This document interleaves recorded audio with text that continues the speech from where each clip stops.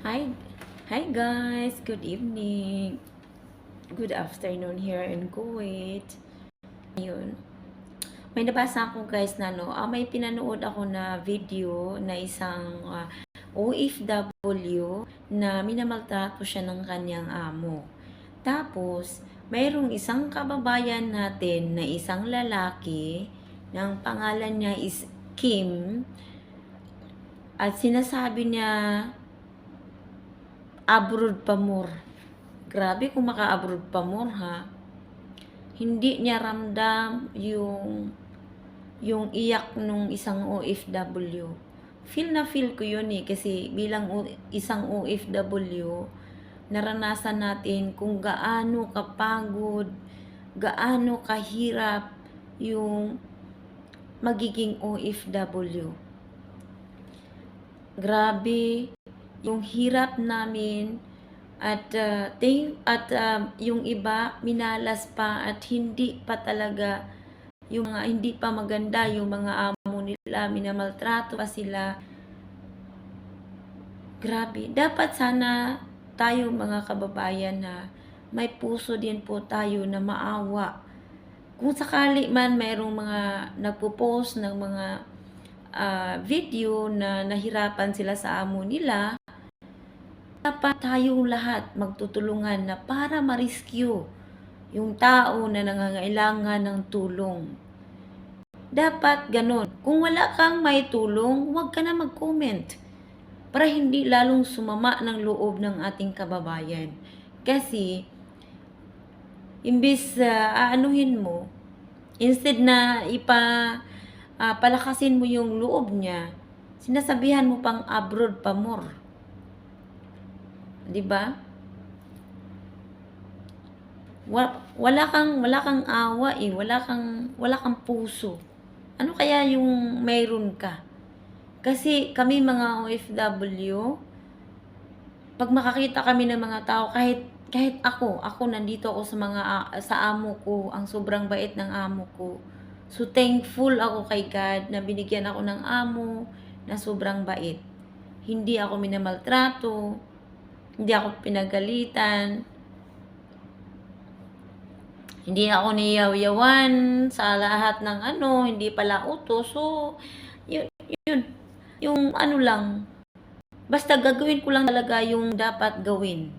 Tayo kasi mga OFW, kung ano yung dapat nating trabahuin na lang natin. Para yung amo natin, hindi rin sila, hindi rin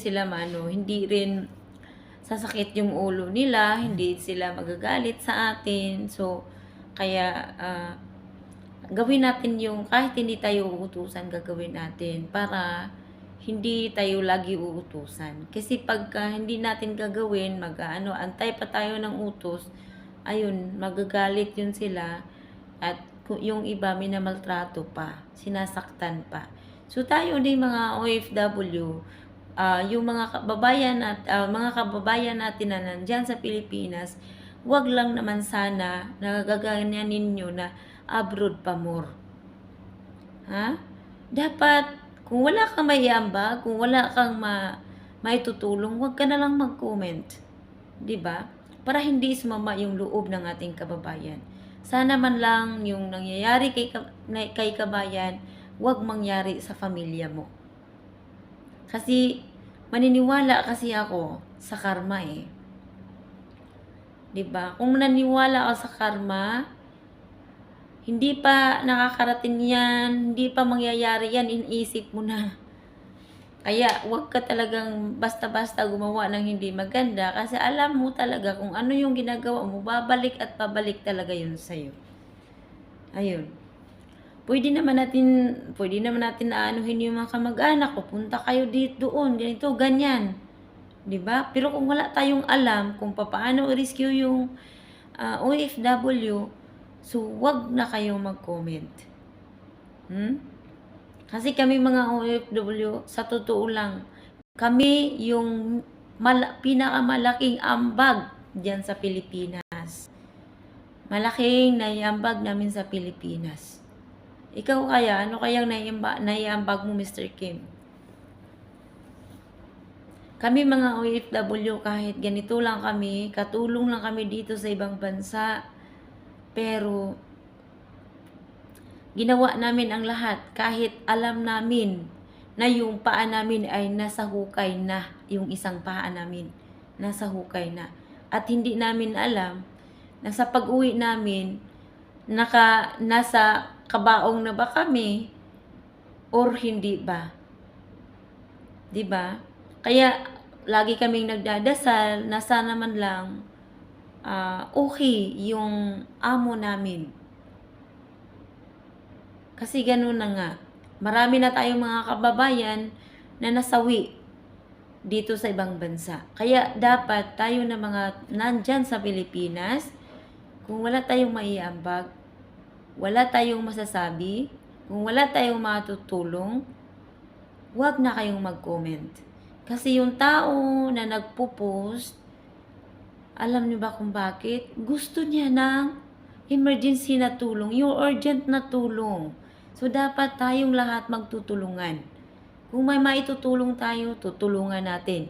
Sasabihin natin kung ganito, ganyan. Kung wala tayong maitutulong na ano, kasi syempre kayo dyan, wala kayong maitutulong. 'Di ba? Sa tingin ko rin, wala kayong maitutulong. Ang maitutulong lang natin talaga is magsasuggest tayo, magko-comment tayo kung anong gagawin. Para at palakasin natin yung loob ng isang OFW. Kasi hindi kayo ang nasa sitwasyon eh. Kung kayo siguro ang nasa sitwasyon ni kababayan, hindi nyo siguro, ewan ko lang, kung gagawin, ano yung mararamdaman nyo kung gaganyanin din kayo. 'Di ba? Ako, from the start na nagtatrabaho ako, okay yung mga amo ko. Pero marami na akong napanood at nagpapasalamat ako everyday sa Panginoon na okay yung amo ko. Kasi wala naman tayong ibang malalapitan dito sa ibang bansa eh. Walang ibang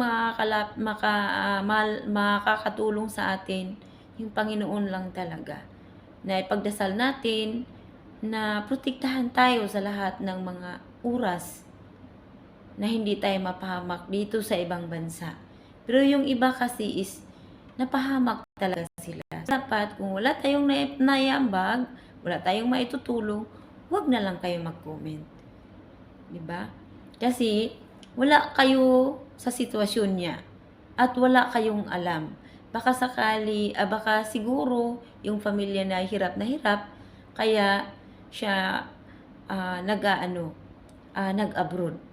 Kami mga OFW guys, hindi namin i-sacrifice yung buhay namin dito sa ibang bansa para lang sa happy-happy.